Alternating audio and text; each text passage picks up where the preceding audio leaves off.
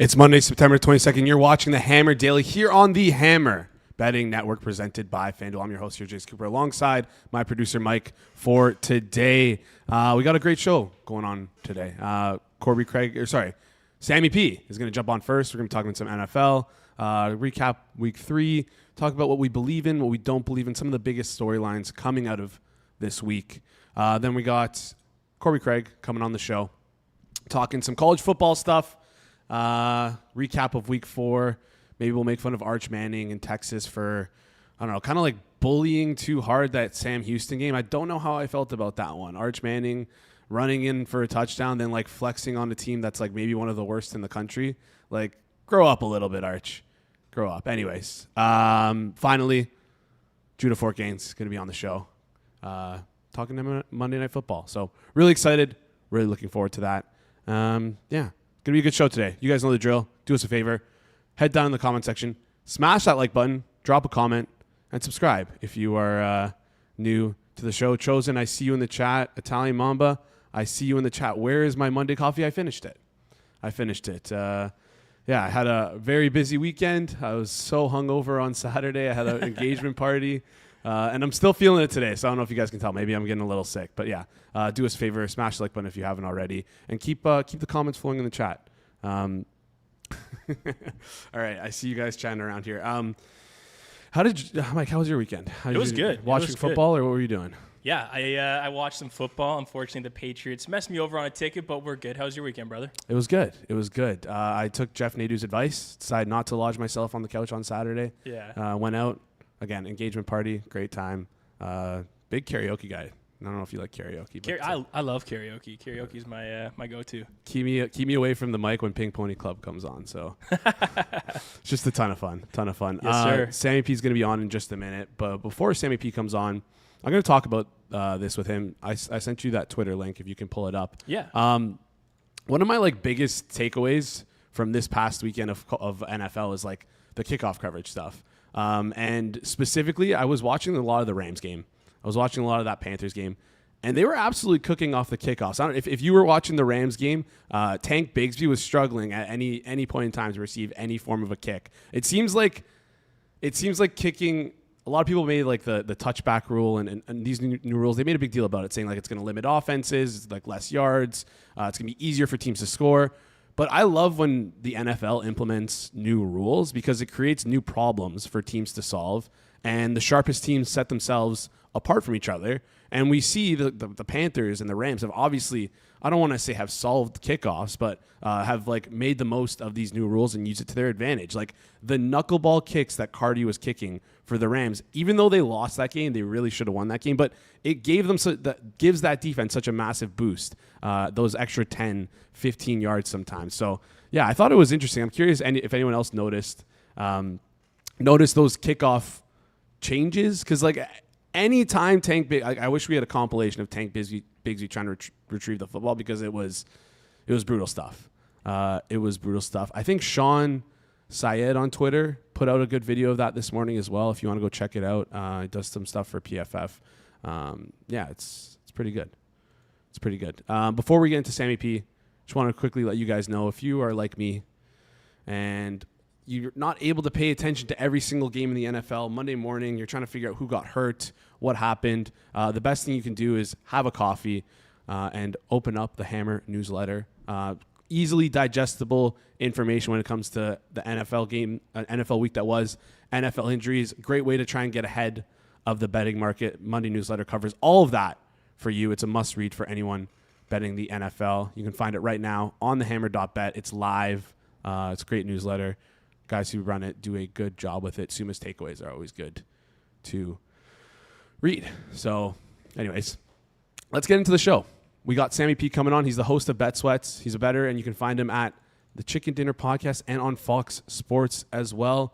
Sammy, come on up here. How's it going? Good, Jay. Happy Monday. Thanks for letting me lead off this week. How about Justin Herbert for MVP? Oh, I didn't bet it because I'm stupid. No, it's really a great thing to see. Who knew what Madison Beer could have done to the NFL? It's a crazy thing. We're big Madison Beer fans over here now. It is wild how Harbaugh has sort of changed the narrative because forever, and I'm sure one of your coworkers would attest to this, forever they just found ways to lose.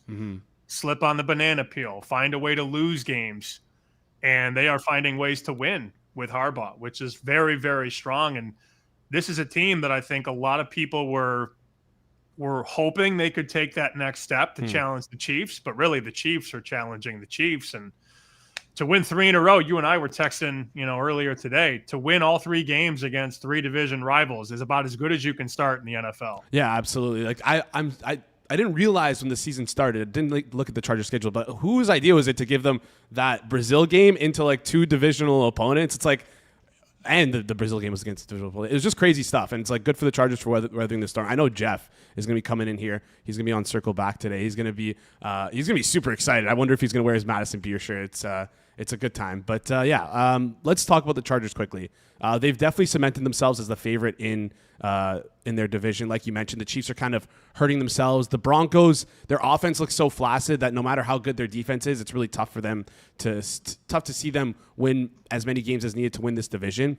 Do you feel like the Chargers now have cemented themselves as the 3rd best team in the AFC?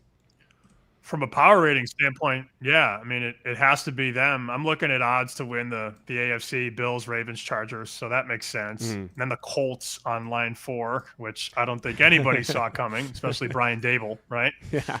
Having that work out with Daniel Jones in Indianapolis. And Jonathan Taylor's now your favorite to win the Offensive Player of the Year. The Chargers have a lot to like, for sure. Their physical defense, if they can stay healthy, I know Khalil Mack's already banged up, and I saw him with a big brace on yesterday. I mean, you'd like to have a guy like that come back and join the fold eventually. But Harbaugh just a winner. I mean, if you go back to when he was at the University of San Diego, into Stanford, the 49ers, Michigan, the Chargers, the guy wins everywhere. So I guess I'm not surprised. I didn't think the Chiefs would depreciate this much. That's really, to me, the conversation. And I'm watching that game last night, and, man, they can't move the ball. And, they need Mahomes to throw 50-yard passes and get pass interference to get them on the scoreboard. And Thornton had a nice grab late, but they need reinforcements, and they need Worthy back. They need, obviously, Rashee Rice to come back from that suspension. They'll look a little bit different week 7, 8, 9, ideally, if they're healthy. I'm more surprised, though, by the way the Chiefs look than I am by how well the Chargers have played. But they are definitely, of the 3 teams to beat right now in the AFC, it's got to be Buffalo, Baltimore, depending on how you stack them at the top. And then the Chargers on line 3. Yeah, and I'm scared for the Chiefs right now because if you look at their schedule, they play the Ravens next week. They have an easier game, but it's on the road to the Jaguars. Then they're at home to the Lions. Then a divisional game, Raiders. And then you finally get Rashee Rice back, so maybe your offense should get improved. But then you have the Commanders and the Bills. Like this is tough sledding coming up here for the Kansas City Chiefs. What's your? It's crazy to ask this question. Panic level about the Chiefs because they have Patrick Mahomes and they're just able to figure things out. But like, what point are you going to start having that sort of panic level for this Chiefs team that are now 1-2?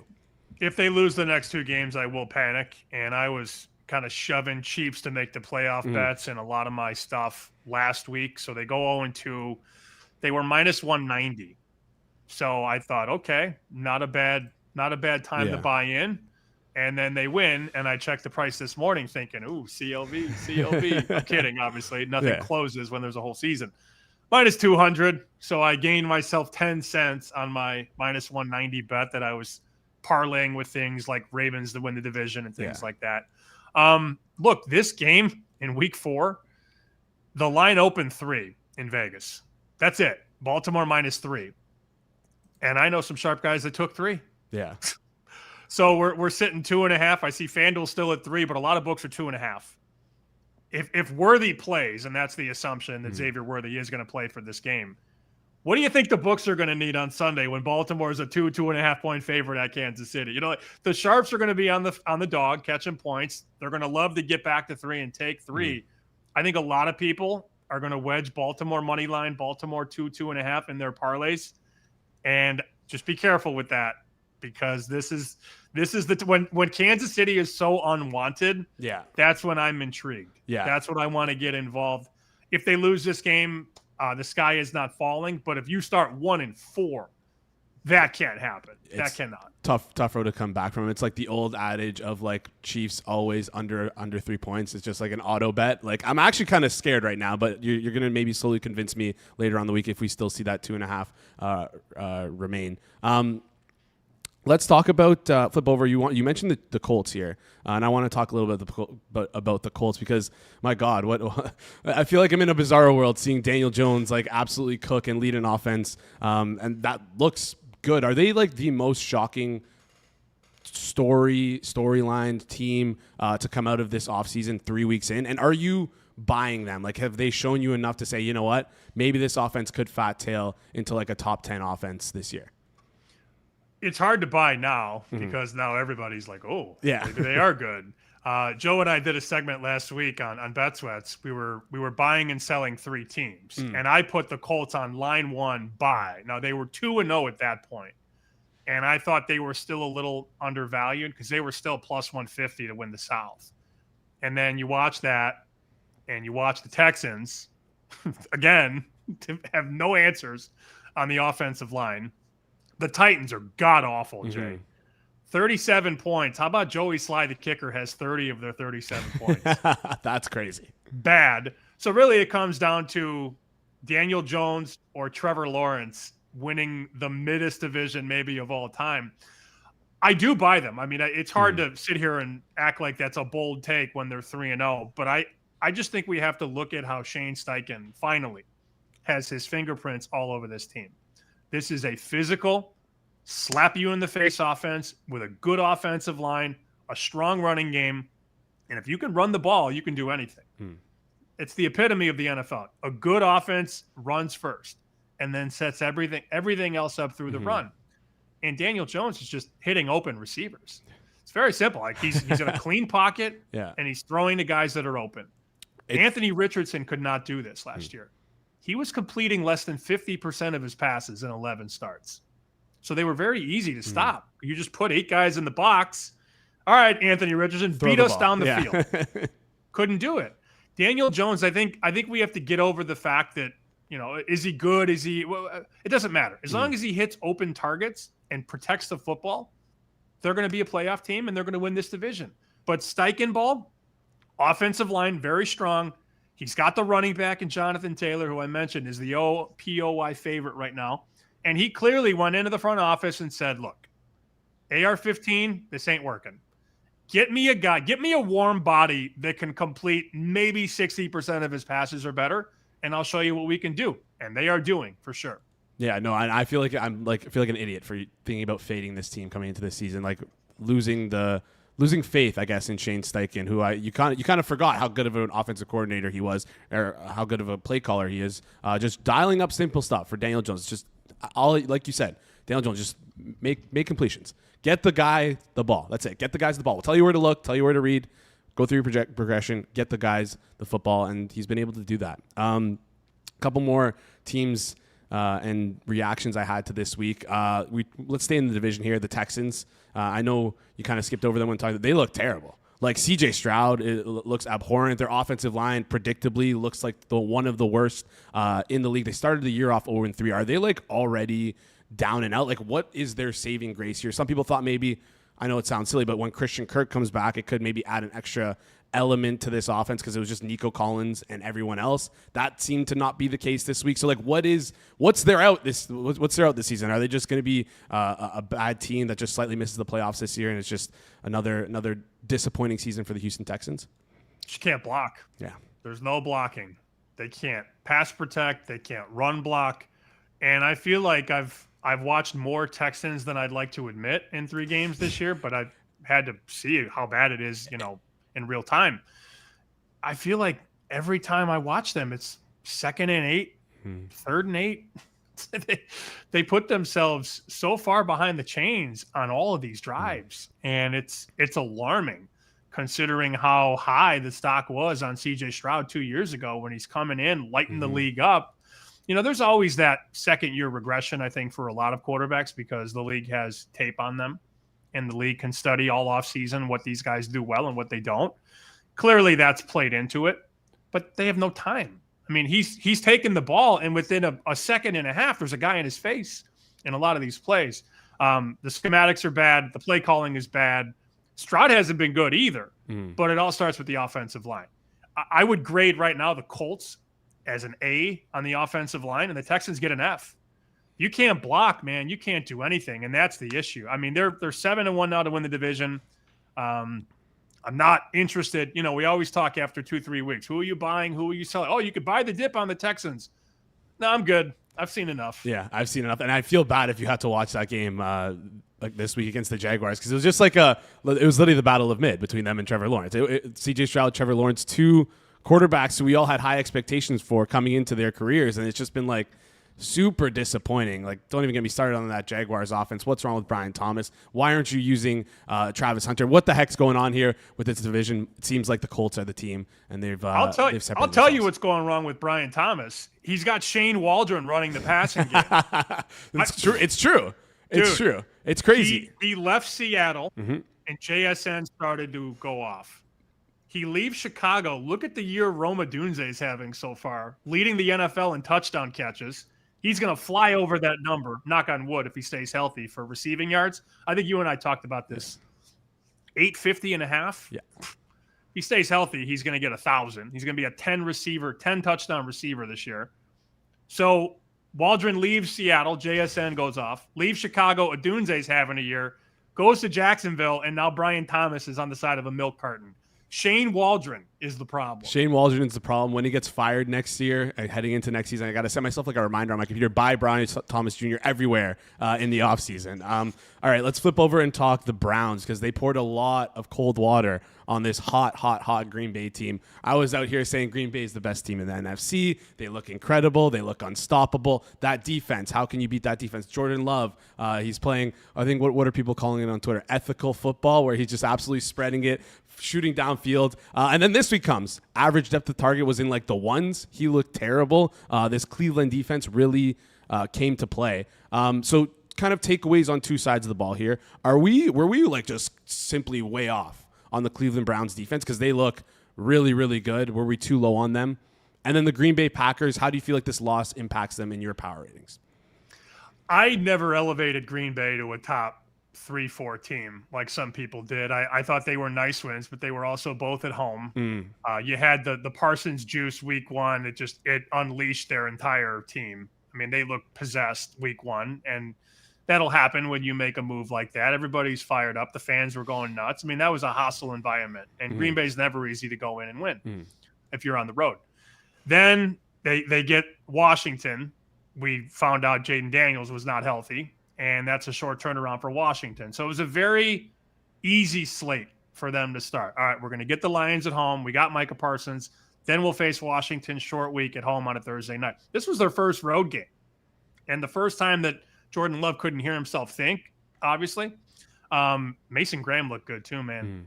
I think there were a lot of people in Cleveland that wanted Ashton Genty. That was the right move with Mason Graham on the D-line. They got a bunch of pressure. I will say, though, Corbie's here. Hey, Corbie. See Corbie in the green room, my guy. I had the Browns, and at 10-0, I thought I was a loser. So I don't really know what happened and how that transpired. I mean, we watched it. We saw Jordan Love throw that terrible interception.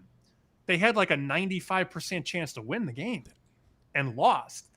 That, to me, was crazy. And then they get the kick blocked, and then Flacco gets them home with the pass play to the field goal range.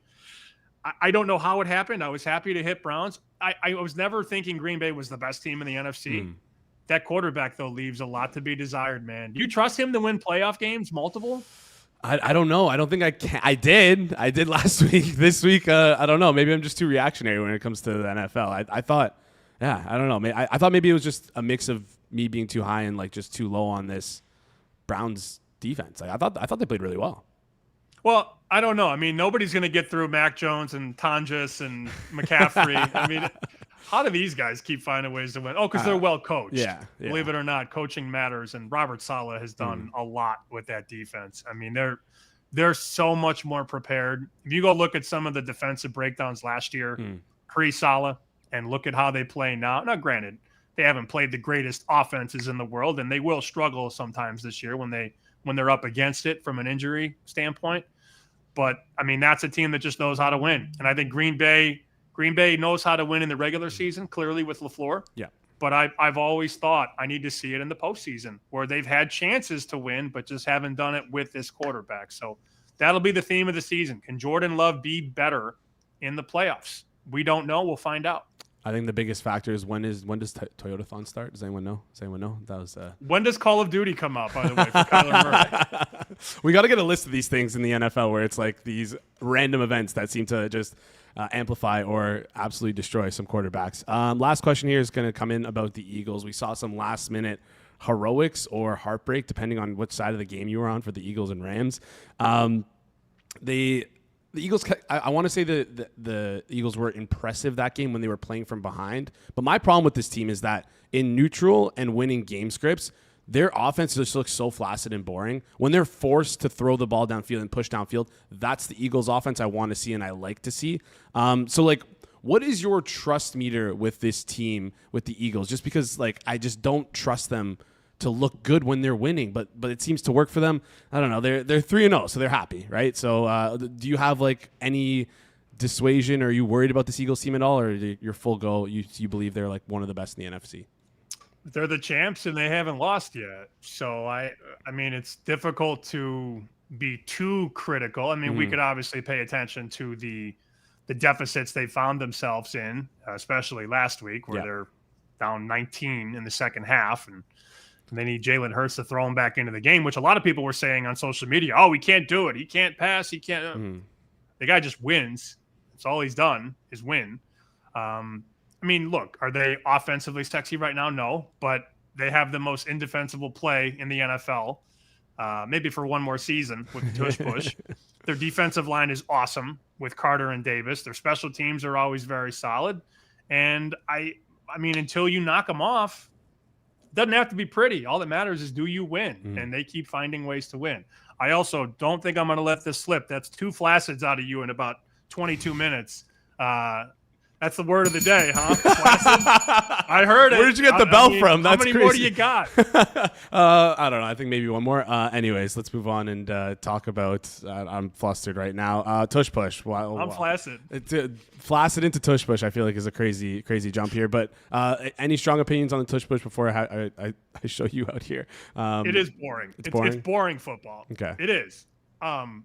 It is funny, though, Jay, because I came on the hammer a bunch last year, and I had a bunch of Eagles stock and Eagles that do big things, and I was like, I love this play. Let's go. And now that I don't have any Eagles stock, I'm like, this shit sucks. Yeah, right? It's painful to watch.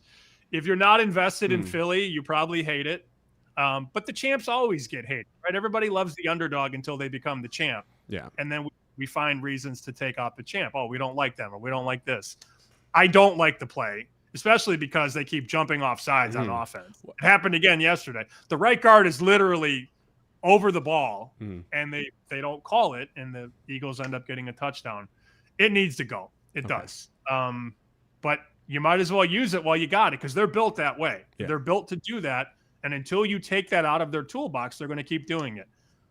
I'm not as angry as I think some people are, but it'll be nice when they remove that play and we don't have to see it anymore. All right, Sammy, I appreciate your insights. I appreciate your jokes, and I appreciate you jumping on the show here with us. We'll talk soon. See you, Sammy. At SP Shoot on Twitter. Go follow Sammy. He's the absolute man, always making me laugh.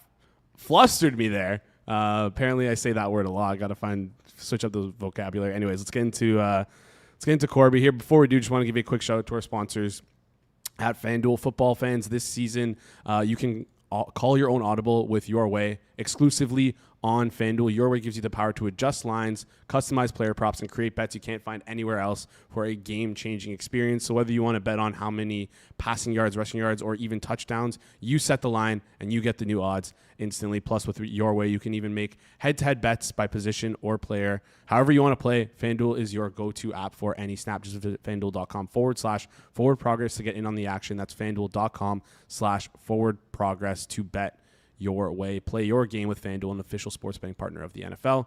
Please play responsibly. Must be 21 plus and present in select states. For Kansas, in affiliation with Kansas Star Casino, or 18 plus and present in D.C. 19 plus and physically located in Ontario, or 18 plus and present in D.C., Kentucky, or Wyoming. Gambling problem? Call 1-800-GAMBLER. Visit rghelp.com. Call 1-888-789-7777 or visit ccpg.org/China, Connecticut, or visit mdgamblinghelp.org in Maryland.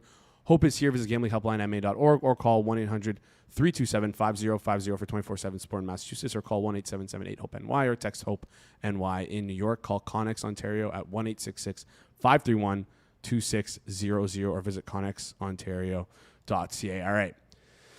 Up next, we got Corbie Craig coming on. He's part of Better Odds. He's a big college football fan, and he's a friend of Sammy P. Corbie, let's get on up here. How's it going? Yeah, to come in after the master himself is tough. More important, Jason, I cannot believe you just killed that ad lib. So shout out to you. You'll need like a button that pre-does it for you, because that was a tough read. Shout out to you. You killed it. Well, I mean, I do them every day now, so I feel like I get used to it. I don't have them memorized yet. Maybe I should start memorizing them. But I almost have the disclaimer memorized, though. It's just they switch them up a little bit every so often, so it kind of throws you off. But yeah, I appreciate you. Thank you for giving me the kudos. You're the guest here. It's supposed to be the other way around. I'm supposed to be the one complimenting you. So can I reveal what happened this weekend, or do you want to keep it under wraps? Oh, it doesn't matter, dude. You can talk about it. All right, everyone. I didn't post about it on socials, but like on a live show, it's all good. All right, like everyone, drop a 1 in the chat and give congratulations to Corbie. Is currently engaged. Congratulations. Pop the question. She said yes, right? Let's hope she did. Yeah. If not, I would not Congrats, be on the show. Corbie. Yeah, she said yes. I was like I'm seldom to post stuff like that. So talking about it on our show is cool, but the people were like, biggest plus EV move ever. I'm like, dude, shut up. So no, not doing that, but yeah, I appreciate it. You didn't want to post like a Quentin Johnson box score with your engagement post? I don't know if you saw that one on Twitter last week, but that was an interesting one. Anyways, let's get no, right. It's I had a few people ask if like I was gonna like use it for content showing. I was like, no, I'm good. I'll let the girlfriend do that. She wanted to take, the engagement pictures and show everybody the big old ring. And so I was like, she can do it. If I do it on gambling Twitter, it becomes kind of weird. Yeah, fair enough. Everyone in the chat saying congratulations, dropping a 1, saying their congratulations. Anyways, thanks, guys. Thanks. Let's get into the nitty gritty here. Let's get into what we want to talk about, some college football. Leading story, we talked about it last week. Are we going to see if Clemson is real or fake? Are they really terrible, or can they come back and be good? Well, we got our answer. They fucking suck, right? I don't think there's any other way to put it. What is the solution here for this team, or is it just like give up on the season, hit the eject button, and wait till next year and figure things out in the transfer portal? What are they going to do? What's Clemson going to do? It's interesting because last week I bet the Clemson minus 17 on the show, so that's always fun. But thankfully, you don't lose more for a game losing by worse. So people are like DMing me like they lost outright. It's like, no shit. I saw it. Like, what are we talking about here? And I still lost the exact same amount as if they would have won by 16. So didn't really care, but I think it was worth noting that like this team looks bad. Like there were times, I will say, the EPA per play has Clemson winning that game. Syracuse outperformed expectation, et cetera, et cetera. You can say all these like nerdy stats. They just don't have it. Like there were like, how do you let a team score the first series of the game and then kick an onside kick, Jason?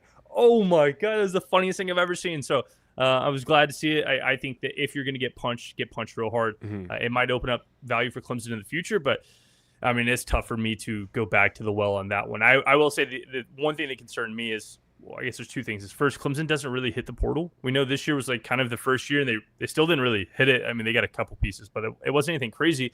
And then after the game, the 3 defensive players going and talking to the Syracuse coach, I know that they had like some connection through training in the past, and it wasn't like just a pitch deck to the Syracuse coach, but it always looks bad. Like the wait on the field with cameras to go talk to the opposing coach. It was just strange. It feels like the locker room's gone. There was people talking about Kate Klubnik in the locker room. Like everything just seems bad. So I regressed Clemson a lot and even past what EPA probably says it should be. And this is one of those like wait and see mid-seasons now. All right. Win total 6.5 right now, minus 114, both sides for Clemson. Are you buying, selling, or holding right now?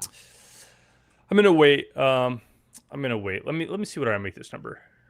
It would take me a second, but it's all good. See. They Clemson. do have a relatively easier schedule coming out after like their gauntlet that they kind of ran through. So yeah, I'm over there 6.5. Okay.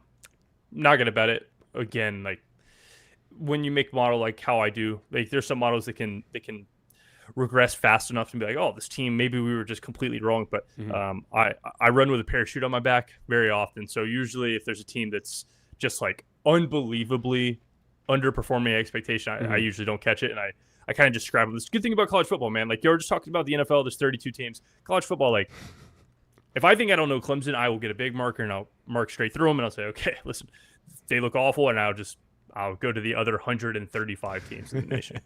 All right, let's flip over and talk one of those other 135 teams. I want to continue this kind of buy, sell, hold thing we're doing here.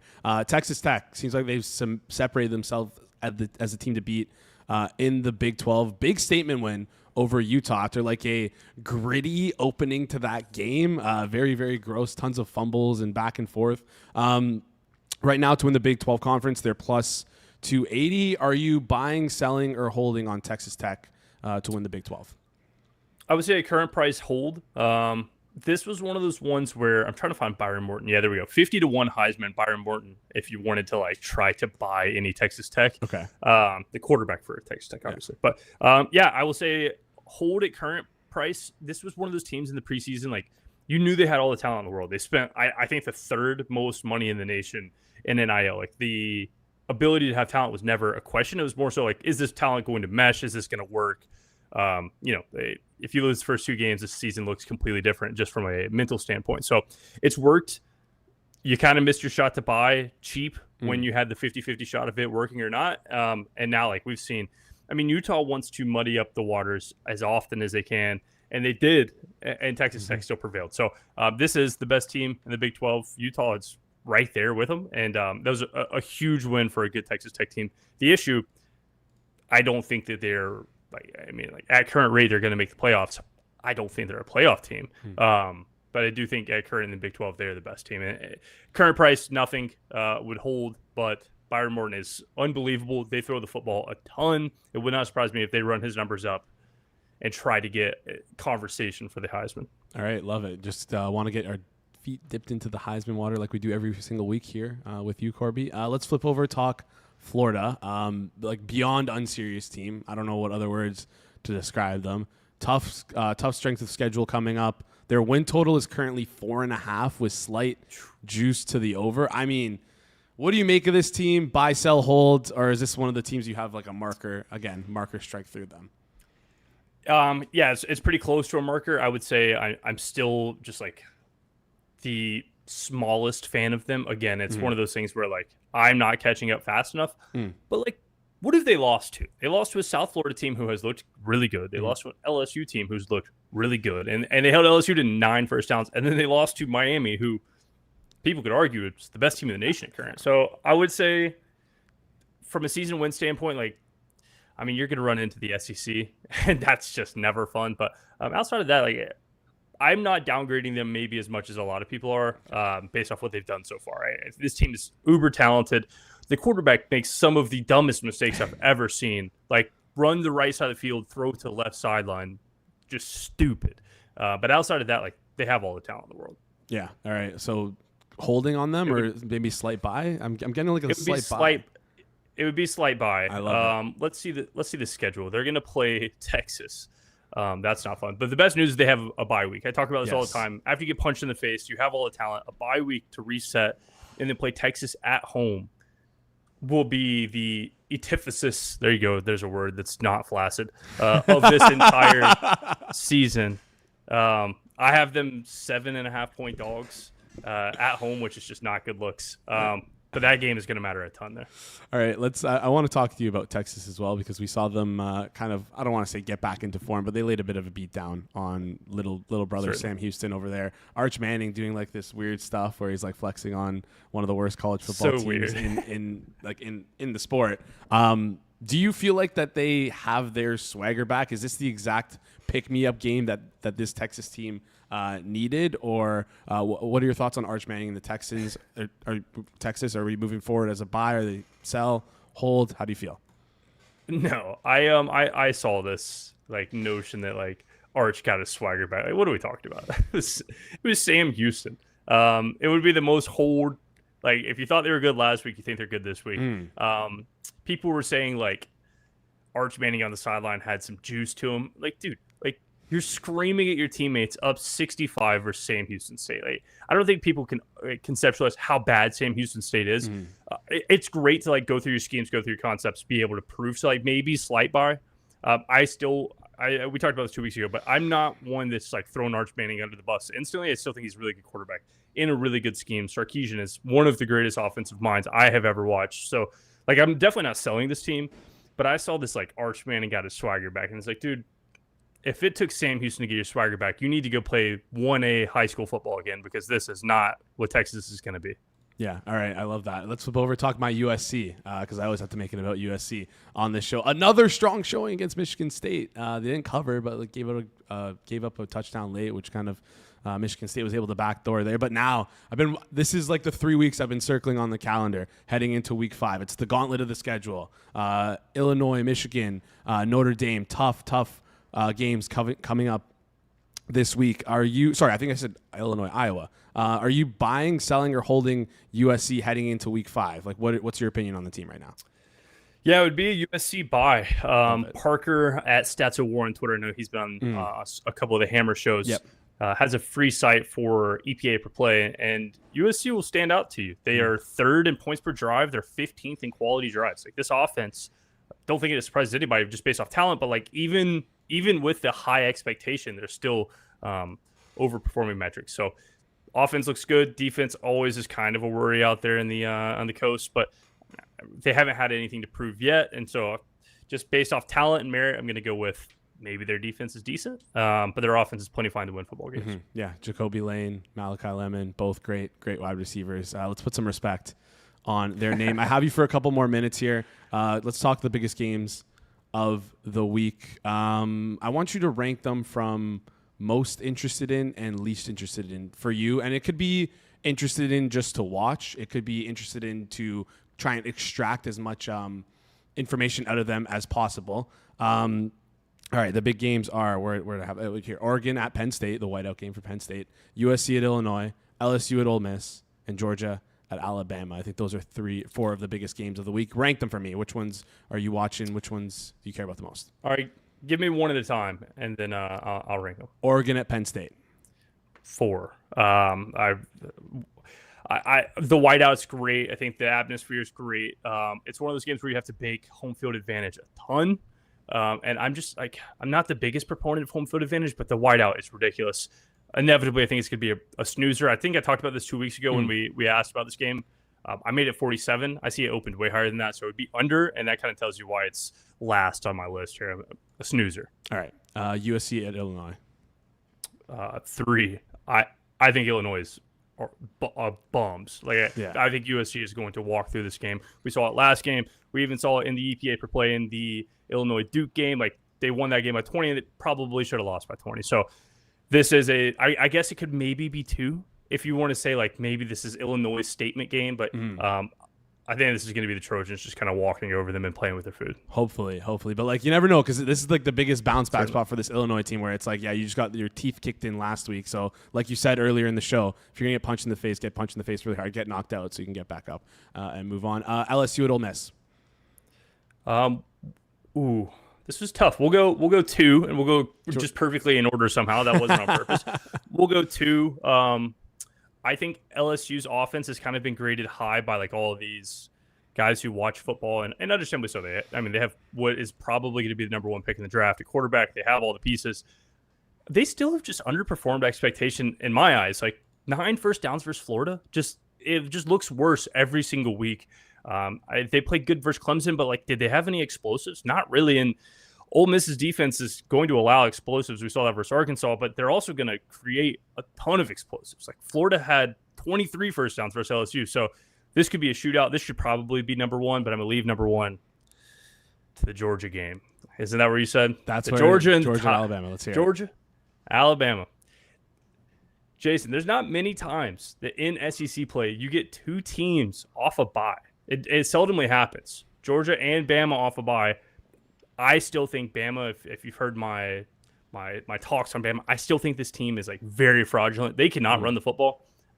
We've seen Georgia produce like one of the worst defensive metrics in a single game since 2000 recently. So this is just a clash of like, which one of these teams are going to prevail? I put this number one over a game that I think is going to be a shootout because I think the winner of this game goes to the playoffs, and the winner of this game has set themselves up in the SEC really, really well. I'm still kind of in this camp that like Georgia is still like an unbelievable football team, and I'm not buying Alabama. So it's Georgia for me. It's the under for me.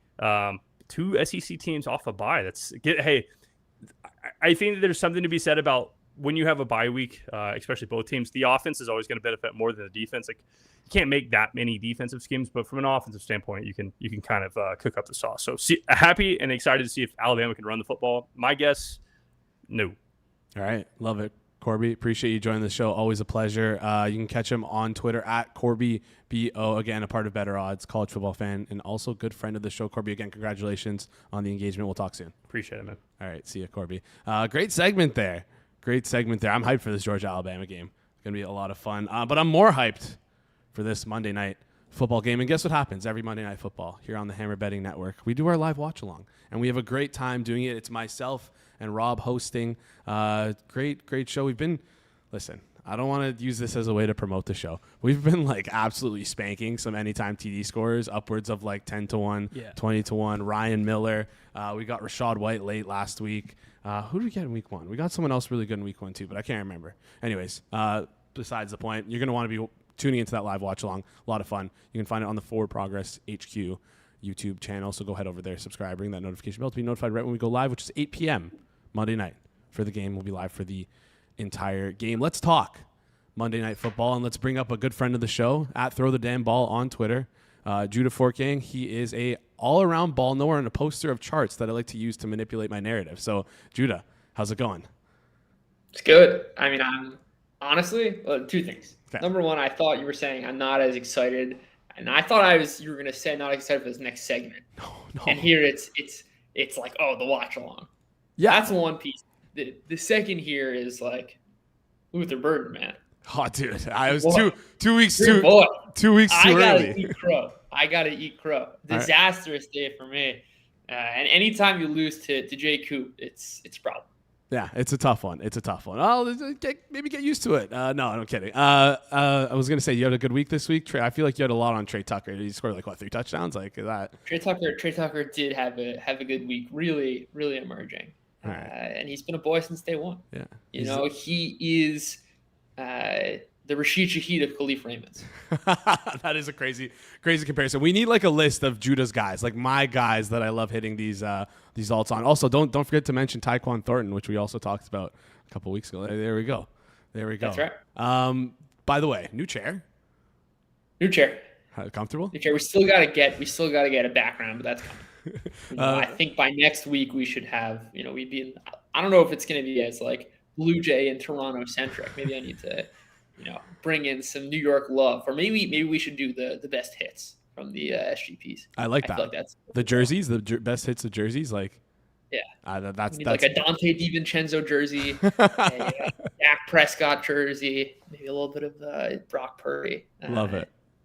It's going to be a good one. All right, let's flip over and let's talk Monday Night Football. Actually, I'm going to send you a Toronto Maple Leafs hat to throw on the back wall because I think that would be a good addition. Anyways, Monday Night Football game, great game. Ravens, Lions.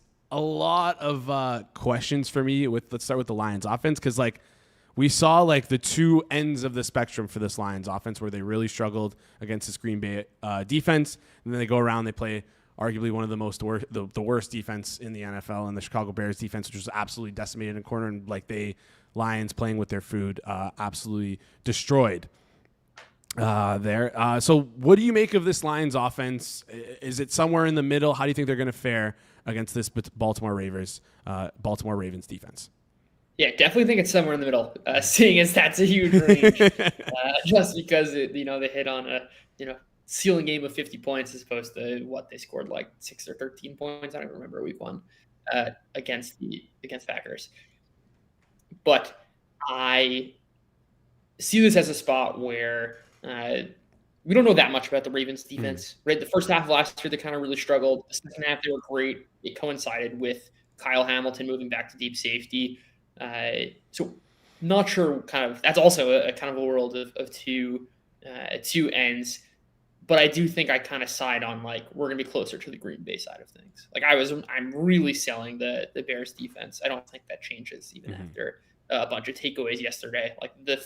That score could have looked very, very different if not for a whole bunch of those turnovers. They still were allowing the Cowboys to move the ball at will. So yeah, I'm worried about this Lions offense. And I think when you're kind of not in ideal settings and when Jared Goff is not playing from 14 points ahead, things are going to look very different. And good luck jumping out to a 14-point lead against the Ravens in this Ravens offense. Yeah. Also, maybe things can get a little easier for them. The Lions catch a little break with Matabuki out for the Ravens. Also, Van Noy out. How do you feel like this Ravens? Let's flip over the other side of the ball. Ravens offense pairs against this Lions defense, where we've seen them struggle in the first 2 weeks in the trenches a little bit. Where the Lions kind of made their bread and butter. That was their thing. Was good in the trenches, but on defense not so much last 2 weeks. Excuse me. How do you feel like the Ravens might perform against this weaker trenches? I mean, I think the Ravens are a house. You kind of said it yourself, which is if you want to win in the trenches, Derrick Henry and the Ravens are very well capable of doing that. And even if not,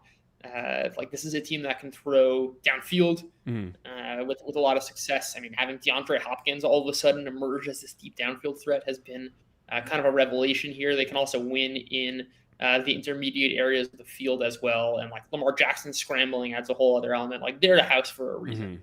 And I don't think this is a particularly great matchup for the Lions, given how they play their coverage. One of the things I was kind of interested in early in the season was will the Lions continue this very single high heavy man coverage approach that they had under Aaron Glenn, right? Virtually the entire staff left with Glenn.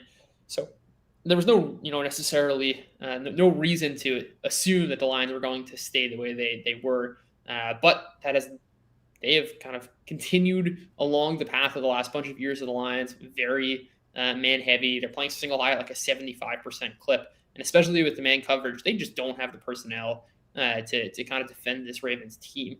You want to talk about guys I like. I think I will plant my flag that Zay Flowers is the next great wide receiver. Wow. And a guy who can sneak into conversations about being a top 5 player. That's my little flag plant right there. And the Lions have no one to cover him. And then if you're going to play a ton of man, you also have to worry about the Lamar Jackson scrambles, even more so than you would if you were kind of a zone-centric team. And the Ravens have so many ways to beat you. And the Lions just don't have personnel to defend. All right, let's flip in then and talk about your SGP then that you've built here. You haven't told me before the show what it is, so I'm curious to see myself. We're live building. We are live building. All right. To me, go ahead. I was gonna say it's got to start with the guys I just mentioned. That's what I was gonna say too. We're on the same page here. You got to start with Zay Flowers. What's the best way to attack this for you? It feels like the story you're kind of painting in your head is Ravens win by margin against the Lions. Zay Flowers has a great game. Something along those lines? Yeah, no, that's right. And I think also we're going to play into this Jared Goff playing from behind. Love it. And not really having a particularly great day. Okay. We can even start with that under right there.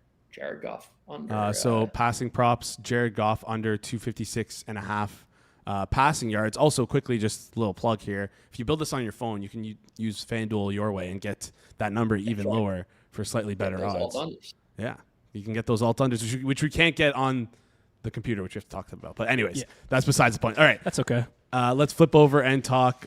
So Jared Goff under 256.5. Let's go to the spread.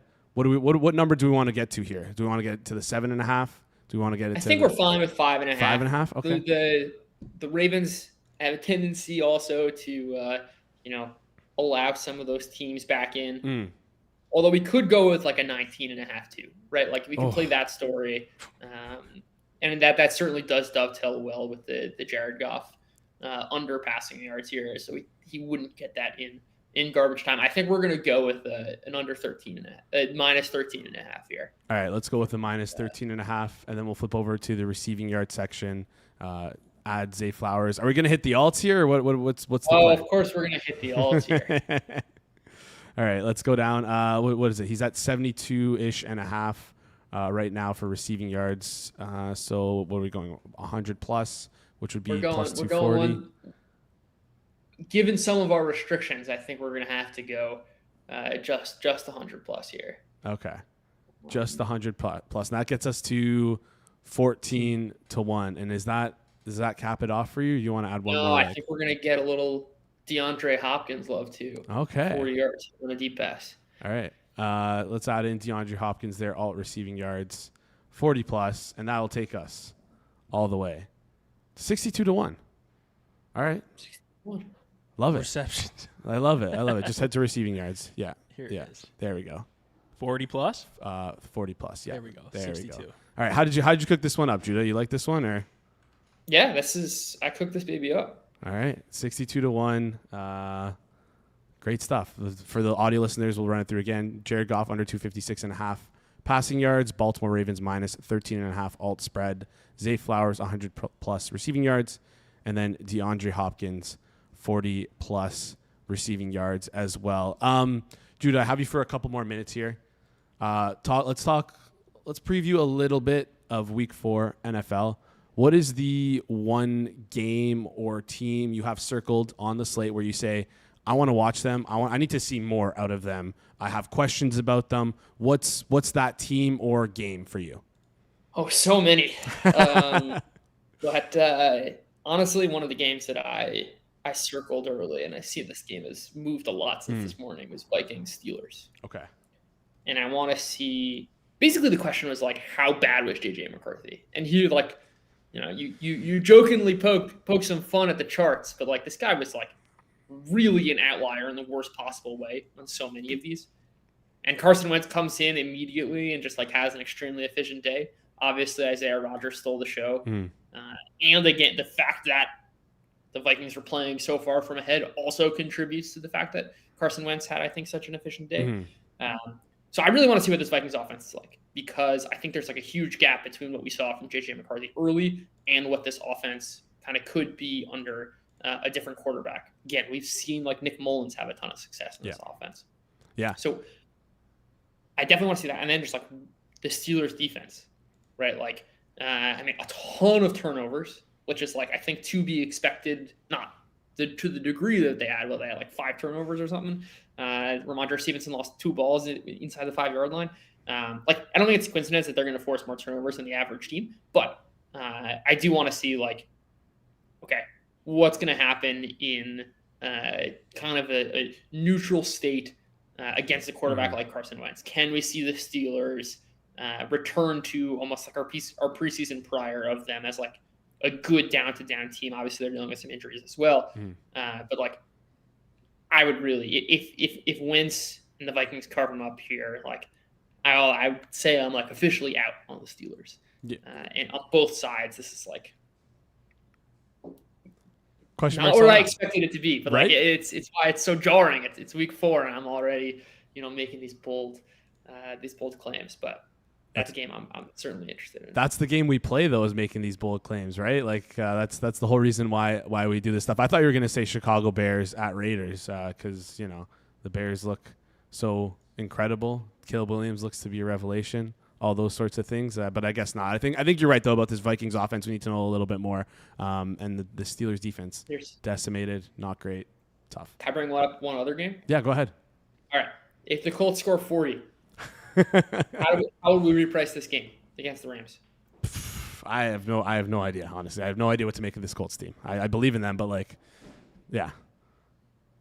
Right, like they've done nothing but dominate on offense.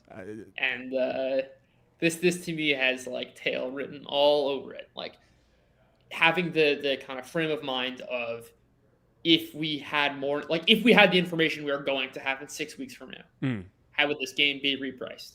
Right, like they could very easily be favored here. Yeah, no, for sure. Right, like if we had the truth of how much better the Colts were relative to the Rams. So I'm fascinated by that game because if they do it against this Rams defense, which hasn't really been tested, let's just say, I don't think that they got destroyed by the Eagles in the second half. Yes. But the first half counts too. That's half the game. But like I don't think it's a great Eagles offense. And then the Titans, and then like the CJ Stroud, Nico Collins with no one else on the roster offense. Not exactly real tests. So this is a fascinating spot. Yeah, I'm looking forward to it, and I think I have a feeling which alts you're going to play. Don't tell Steve Fezzik that, though. Judah, I appreciate you joining the show today. You can follow him on Twitter at @ThrowTheDamnBall. You want to get another word in there? No. All right. Sounds good. Judah, we'll talk soon. Word. I appreciate it. Talk soon. All right, there we go. Judah Fortgang on Twitter at @ThrowTheDamnBall. Good friend of the show. And his burner account is Run the Damn Ball if anyone wants to find it. I'm kidding. He doesn't actually have a burner account. I think him and I were talking at Circa and at Bet Bash about maybe me changing my Twitter handle to Run the Damn Ball. We're gonna have like a little competition for that. We don't know how we're gonna do it just yet, but we're looking to figure it out. But that just wraps up the show. I appreciate you guys joining us here today. You know what to do. You know the drill. Smash that like button. Goes a long way for us in the algorithm. If you enjoyed the show, let us know in the comment section as well. If it's your first time here, hopefully we earned your subscribe. And if you haven't subscribed, then hit that subscribe button. If we haven't, then I don't know. Tell me why I haven't earned the subscribe button in the chat message down below. But yeah, hit that subscribe button if you're new here. Hey, ring that notification bell to be notified when we go live every single day, Monday to Friday, noon Eastern. But in case you ever forget, ring that notification bell. It's a good reminder. Chosen, I appreciate the ones in the chat as we move out of the show. Quick reminder, what we have coming up on the Hammer. Circle back live, 1 p.m. Eastern State, directly after this show. So head on over there when we're done. Let them know we sent you. Say, hey, Jason sent me. The Hammer Daily sent me. We want to let them know that we sent you guys over there. 5 p.m. Eastern time today. Hit the Books will be live with Brad Powers and Joey Kanish. I'll be in the producer chair and maybe jump on a couple times to talk about my USC, and then finally the watch along with Rob Pizzola and myself, 8 p.m. Eastern tonight on the Forward Progress YouTube channel. Forward Progress HQ over on YouTube. Ravens, Lions, going to be a great game. Hopefully a Ravens blowout for the SGP backers. And then finally tomorrow, who we got on the show, we have Chris Dierkes coming on. We're going to be talking NFL, some futures. We'll glaze him a little bit because he had some really good takes last week that have aged very well. Then Kirk Evans comes on to the show. We're going to talk a little bit more NBA season preview, some WNBA game previews, and then also we're going to give him some flack for telling us to go bet on the New York Liberty when they got absolutely destroyed by the Phoenix Mercury. But whatever, we'll cross that bridge when we get over. And then finally, Rob Pizzola will be on to talk some market movement in the NFL. And if you're interested in market movement at all, make sure you head out. I know I'm plugging Forward Progress, but every Monday morning I listen to the Sunday Reset that Rob and Clive do. It's a great way to kind of look ahead to next week and see where the markets are opening and where they're going to move to. So make sure you do that because Rob will come on and also preview that. I feel like it's a good little bit of homework for the audience to listen to before Rob's segment. So anyways, appreciate you guys all for tuning in. This has been the Hammer Daily here on the Hammer Bang Network presented by FanDuel. We'll catch you tomorrow at noon. Peace out, everyone.